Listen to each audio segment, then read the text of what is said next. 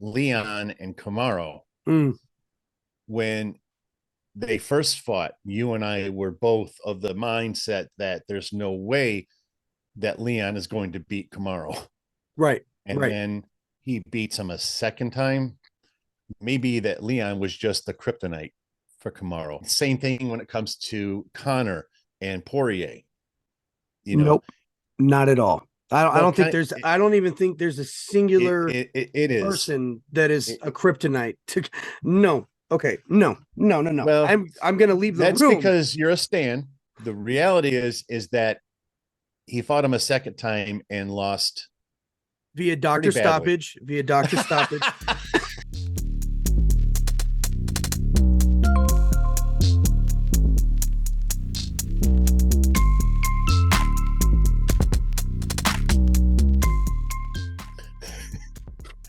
What is up, everybody? Dirty and DZAN, what is going on, people? 2 weeks off, and this guy, he's already forgetting how things are rolling around I here. forgot what channel I was on. Welcome. Yeah, he's like, wait a minute.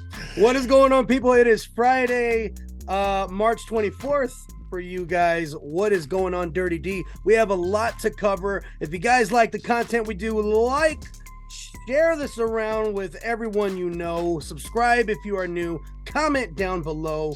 And without further ado, let's fucking get into it. All right, Dirty D. Do it. New pound for pound list is out, Dirty D. New pound for pound list is out. You know, it's been kind of up and down the past month. We had Islam versus Volk, and you know how that went. It seems like there was a tie for pound, or it kind of stayed the same. John Jones fought. That kind of changed things. We had some unofficial ones come out that launched Jones at number 3. But when the official one dropped, he jumped 9 spaces up to number 1. Volk is now so. number 2, and Islam. I have no issue with that whatsoever. No issue at all. No qualms about it. I just merely wanted to bring it up to laugh at Habib fans and Islam fans. You almost had the number 1 pound for pound. Almost. Now it is my time to gloat, Dirty D. Viva la Mexico, Alexa Grasso. I knew you I knew you had it in you. I knew you were going to take her down. I knew you were going to choke her out, and you did exactly what I said. Thank you. Mexico, you have a second born champion, and they're in the same division. Dirty, your thoughts? Okay. I'm a little confused. It was not very what quick. I recall you saying. What did I say? John Jones and Valentina Shevchenko's next victim. I'm sorry. So I'm not sure how the memory is working. Congratulations, Alexa Grasso. You did amazing. You took her down. You snapped it so deep. And second, so we'll Mexican just sidestep that comment. Viva la Mexico! I am so excited. I am so excited. You are so full of shit. All right. Listen. But to be real, man. Hey, did you see the picture of the line? You remember what I said? 100? You remember what I said for that fight, though? That this could be one of those fights for Valentina. We all know that she's the GOAT, but you know, and yeah, you can make the argument with Amanda too. I get that 100%. Yeah. I'm on board with that, but I think this was a fluke. I really do. When have we ever seen Valentina go down like that? Pretty wild. Pretty wild. It was. And all respect to Alexa Grasso. Yeah. 100%. I get it. She absolutely won that fight 100%. But Valentina will get that rematch. I'm sure of it. It should be an immediate, yeah, for sure. It has to be. It has to be. It has for what she's done for that. And Dana loves Valentina. Oh yeah, just the way he loved Amanda. So yep, just like Amanda got it, she'll get it. She'll get that. And I think this is one of those rare occasions where the rematch will prove to be a fluke. And I say one of those rare times because and I'm sure we're going to get into that. And I hate to jump ahead like this, but it kind of has to happen for this conversation. Leon and Kamaru, when they first fought, you and I were both of the mindset that there's no way that Leon is going to beat Kamaru. Right. And right. then he beats him a second time. That's no longer a fluke. So maybe that Leon was just the kryptonite for Kamaru. I don't believe that. And same thing when it comes to Connor and Poirier. You know, nope, not at all. I don't think there's. I don't even think there's a singular it person that is a kryptonite. No. Okay. No. Well, I'm going to leave the room. That's because you're a stan. But the reality is that he fought him a second time and lost via doctor stoppage. Doctor stoppage. It doesn't stop. This isn't going to stop. You can't. There's always going to be a rebuttal for anything negative. I'm aware. McGregor. I've learned that. Come on now. But I will say, I think we do disagree on this, Dirty, because there was that video that came out of Alexa training the exact move from the switch kick to taking her down, like Connor with Jose. The Aldo. Yeah. That is there you go. That is the correct way to do a Connor. To bring anything upon. Okay, that's how you do it. Yes. So that one you agree with. I 1000% agree with that one. You know me, Dirty. Come on now. But I will say it was weird that she did get her back so quickly. She was able to submit her so quickly. And then when you see that photo of the kind of line over her chin of where the squeeze was and how white the skin was compared to how red it was up here, that had to be a nasty squeeze. But I'm sure her jaw hurt for weeks. I am agreeing with you on this. If they fought 10 times, Valentina wins 9, and I think we saw the one time that Alexa gets it done. Let's talk. I don't want to take anything away from Alexa. I don't either. Yes, she really does. She really, all jokes aside, she really does. And for Mexico to have another born champion there for MMA, right on. It's huge. They are in the same weight division, which is kind of weird. They're both 125-pound champions, but nevertheless, it's great. It's great for the country. And if you count Yair, you got an interim too. You know what I mean? It's great. It's fantastic. Congratulations, Alexa Grasso. Let's go back real quick though and talk about a little bit of controversy with Bo Nickel and Jamie Pickett. There was that clip that came out that he may have cup checked Jamie right before securing that takedown in the submission.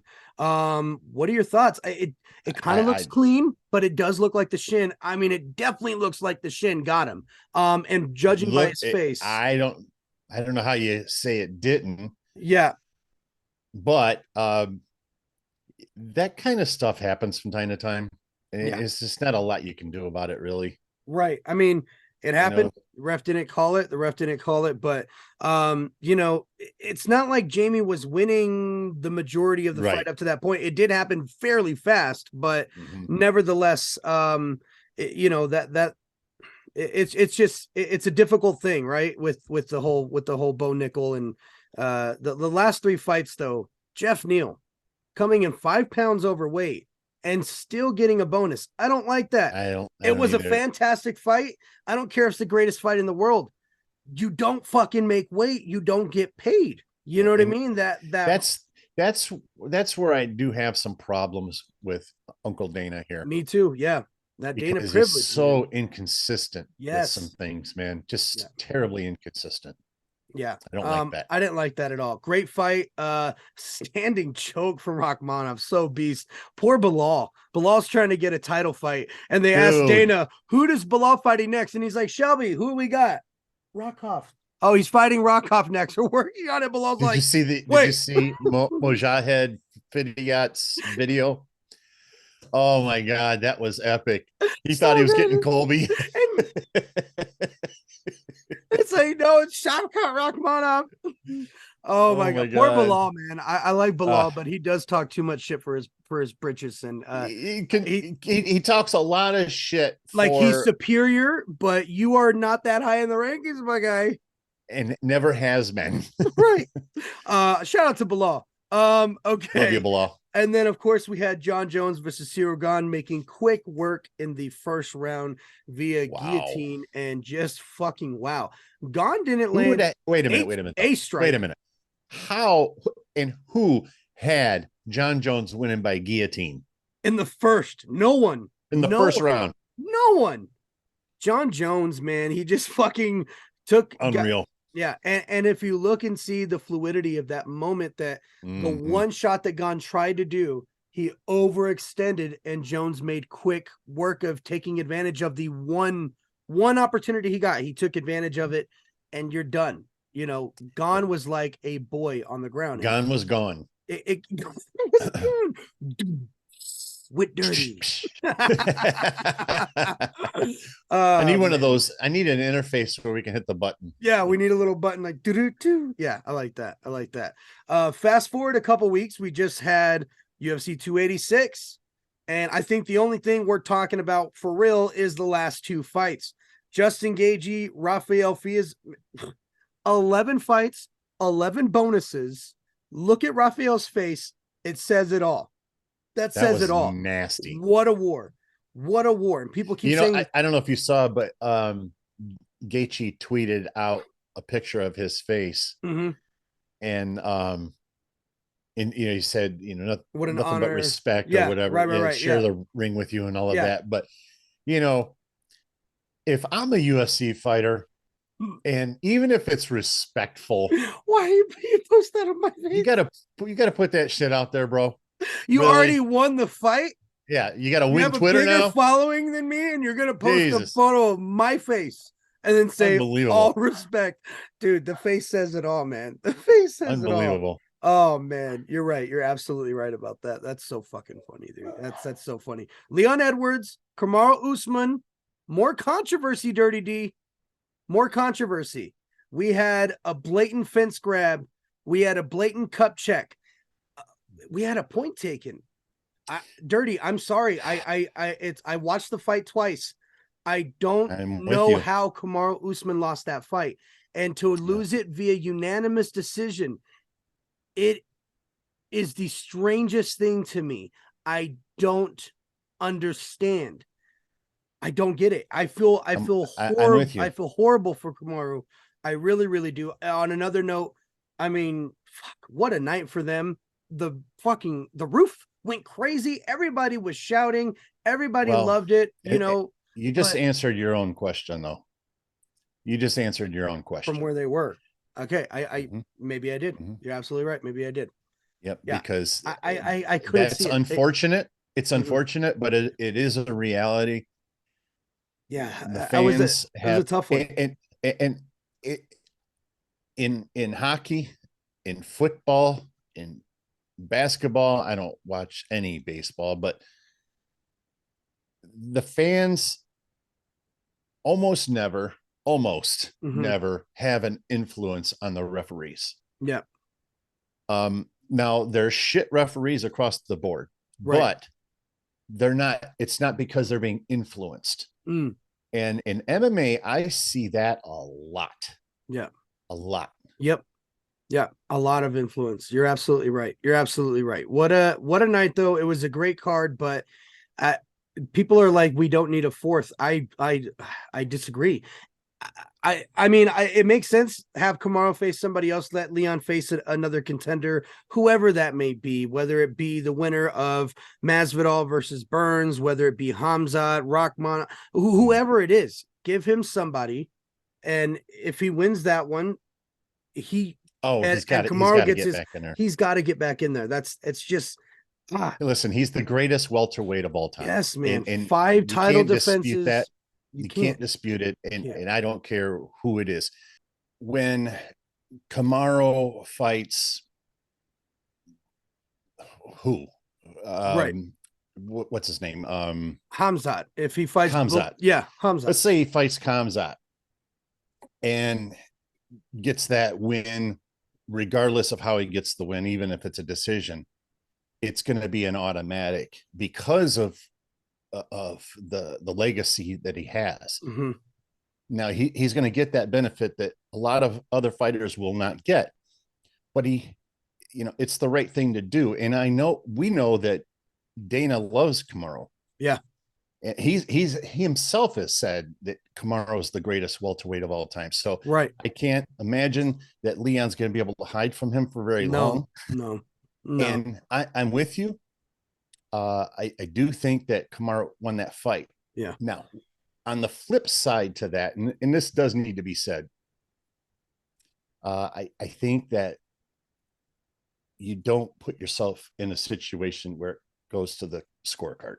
You're 1000% right. And what I was going to say is if and when they do fight again, Kamaru has to finish it. It needs to be a finish. It can't be a 100%. Unanimous decision. He knows to put that, a stamp on it. He'll know that going in. Exactly. But guys, again, if we have live scoring, yes. Oh my God, man. One day, Dirty. One day it will happen. I am fully certain one day it'll happen. Tomorrow we got Marlon Vera versus Corey Sandhagen. Holly Holm is coming back. Yes. Come on. Finally. We got Andrea Lee versus Macy Barber. We have a really great fight night coming up tomorrow. I'm so excited for that, but we cannot waste any time, man. We have plenty of music that we have to get into. And before we get into some hip hop topics, we got to talk about all music here. First things first, I'm a big fan of Hozier. If you are Hozier fans, he dropped the band dropped a 3-track EP titled, I think it's Eat the Young or Eat Your Young. It's very 70s smooth rock, R&B vibes. It's got a little funk to it. And I love the sound. And if this is any indication of the album we're going to get later this year, I am here for it. I'm here for it. Shit. That sounds one of the best vocalists. Very, very dope. If you have an extra 11 minutes, go check it out. It's really great. Now, childhood artist that I've been listening to because my mama grew up listening to him. Yusuf, aka Cat Stevens, is coming back. My dad was a massive fan of Cat Stevens. I am so excited. I had to do wait a minute. Did you do some research? Cat Stevens? Yeah, / Yusuf. He is taking both names and he is using both. And it's about time that came back. Right? About time that it came back. And you know what? By the judging of his last single, it sounds like it came right off of one of his albums from the 70s. Wow. So beautiful. It's positive. He's an amazing artist. Artist. It's called King of a Land. It's going to be coming out in June. The single is called Take the World Apart. It's about him searching for peace. It's a beautiful song. It really gave me, I was telling Dirty off camera, it gave me huge T for the Tillerman vibes. I love it. I love it. And I'm very excited for new Cat Stevens music. All right. That little bit of hip hop going here. Tupac, the first official estate certified biography is coming out in October for Tupac. This would be the first officially released biography that is, accepted by the estate. It will include handwritten notes from Pac, never before seen. It's going to be beautiful. There's going to be a show on FX. I think it's a 3-part series called Dear Mama that's coming out April 21st. That is chronicling the relationship between Tupac and his mother and diving into him and him as an artist. Those who don't know, Afeni also greenlit the biographer years back. And so it is I'm so excited for this book. I know Dirty is so excited. Can't wait. I'm going to be watching the show next month. I'm getting the book in October. So excited for that.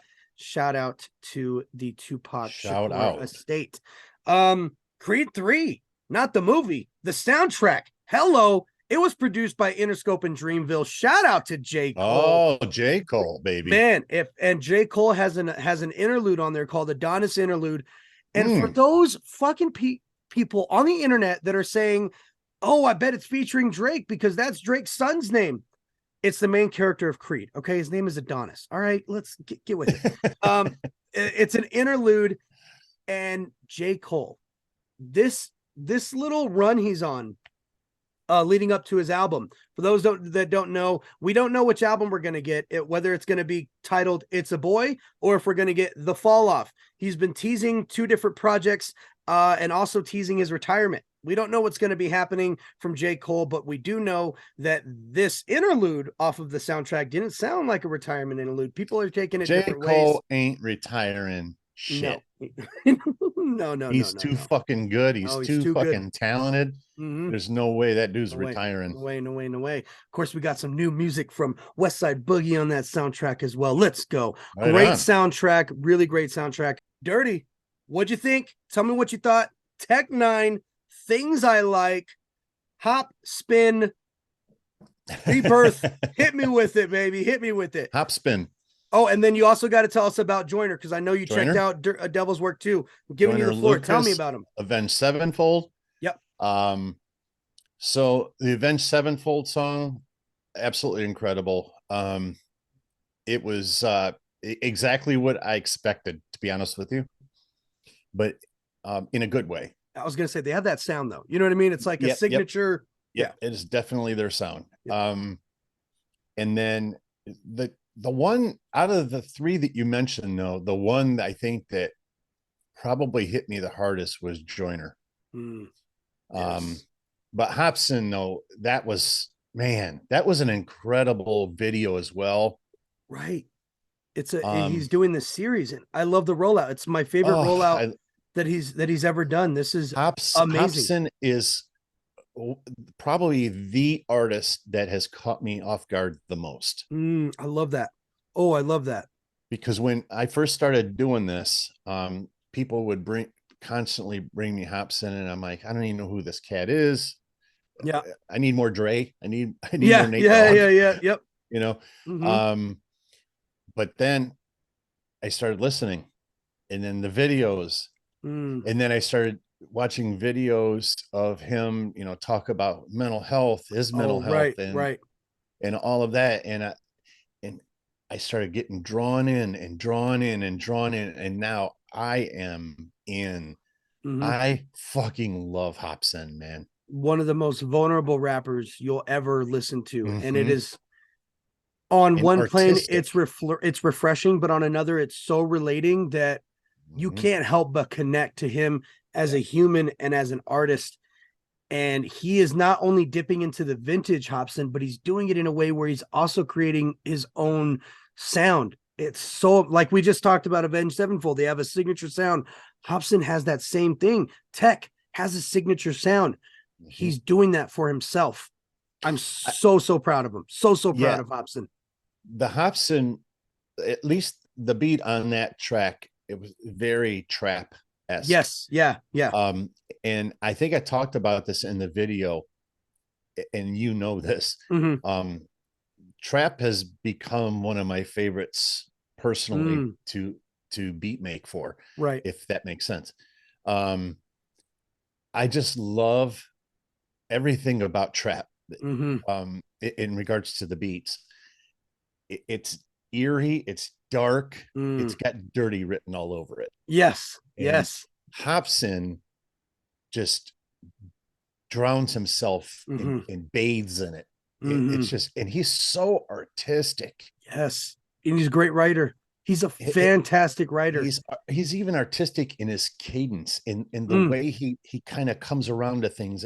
I just love what he does. That Popeyes line, I'm sorry, when he says like Popeyes and then goes into the bar. That you saw that on the video when I reacted to it. That one caught me, man. Not only did he not skip a beat, but the punchline right after when he says, if you can't hold a bird, then don't compare us. He's saying, don't compare us and don't compare it. The parrot on the shoulder, man, the levels that he is creating in his writing, I am here for it. And I'm so excited for his new music, man. That, and again, the visuals are so on point. So Dirty didn't get to see part 1. This is part 2, and it seems we already know what the next video is going to be because they teased it at the end of that one. So it seems like this is going kind of in a whole story to reach a resolution at the end of him finding his son, hopefully at the end of it. The story, man. I talked about that in the video when I reacted to it, that you could Mm, see that that's what was right. coming. Right. Like it's Yeah, just it's next. a There's gonna be little levels to it. there's a word And I'm looking for, but yeah. and then we had, of course, Tech Nine. Tech Nine was amazing, coming out with things I like. The live instruments, the clarity in his Yes, production. yes, yes, yes. I the whole thing. Sorry to jump in here No, on you, but please. yeah, the drummer Mm, was fantastic, man. I yes. loved what he was doing, and the bass player, the guitar player, everybody was. It was live, but it was still very hip hop. It was still very tech Yes. Very tech. and very tech nine, and Damn right. he just he is one of the few people I think that can make a song like that and get away with it. Yes. Because most of the time when bands do or artists do a song like that, where you talk about the things that you like, Hmm. it just got cheese Hmm. dripping all over it. That did not, to me, No, to I me, completely agree. it was not cheesy in any way, but yet it was positive, and I just loved it, man. I fucking loved it. Absolutely. And he's done this before too. And he has, nobody can put an idea to paper and then to sound like Tech Nine. He has these things where he's done this before with there's an idea or a theme and he sticks to that whole theme. I think there was one where he did about like addiction, and he's literally just talking about his addiction to food, and the doctor said that I can't have any more butter, and but the way he does it and says it, it's like, yo, this is banging. Mhm. Only he can do that. Yeah. It's fantastic.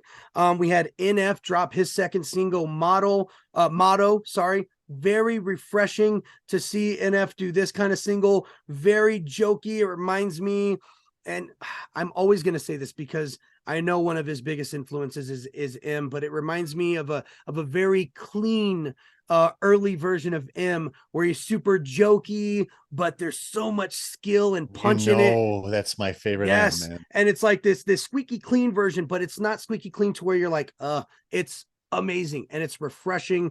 I love this single, Motto from NF. Good track.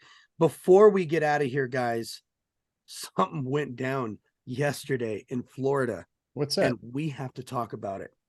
For those that don't know, I mean, how do you not know the snitch of rap 6ix9ine? Oh my gosh. So What world does this cat live in? fantasy, and for the first time yesterday, reality. For the first time yesterday, he got some reality, and I am not one of those that is like, oh man, this is unfortunate for him. Listen, it's very political. He was in Florida at an LA Fitness in a sauna. What do these people have anything to do with him? Nothing. But that's not the point. That's never the point. This man did something. There's consequences for your action. He received a receipt yesterday. That's what that was. He got dragged into a bathroom. He got jumped by 3 men, and it was on camera. It was filmed, and that happened. It's all over social media today. Right after the camera went off, he went to the front of the LA Fitness, had them call the police. He went to the hospital via ambulance with rib injury. Obviously, that he posted a picture of his face all fractured and messed up. Oh, that's a He's going to shame. be talking to the feds to make sure that he gets the Again, protection. Yes, to make sure he gets the protection he deserves, as he said, for his cooperation. And so hopefully Daniel Hernandez gets a sweet recovery. And so he'll be right back out in the streets again. yeah, and South Florida was not the place to come to be honest with you. Yeah, yeah. No kid. It's You know, nasty down there, crazy man. people are in Florida in general. Dirty It's lives in nasty. Florida. I It's guys, nasty down here. there's so many crazy people. Yeah, There's so many crazy. dirty, the chief among them, right? Dirty is just one of Yeah, many. Yes, yeah, I had to get that out. I had to get that out. unbelievable. Yeah, again, though, what kind of world do you live in where you think that you can snitch and then go to the feds, crying to the feds that you need to go in WIT Pro? So they put you in WIT Pro, Mhm. and you go and make a music video taunts. It's like he's playing a game still. Exactly. Like he's still playing a game. He's still this character. Never ever registered. Never learned in his head. Man, it will. I will say, I think my favorite part of that video was when the cameraman said, "Hey, yo, I'm a fan." Yeah. And then 6ix9ine was like, "Yeah, but you jumped me." And he's like, "Yeah, but I didn't jump you. I'm a fan." And he's like, "I'm just recording." You know what I mean? Like, what did I do? So we'll leave it at that. Ladies and gentlemen, if you love the content you see on this channel, like, subscribe for more, comment down below with what you want us to talk about. Thank you, Michael. Thank you, everyone, for watching on a weekly basis. Thank you, Michael. Shout out to Michael. Eagles suck. All right. And we are out. Peace.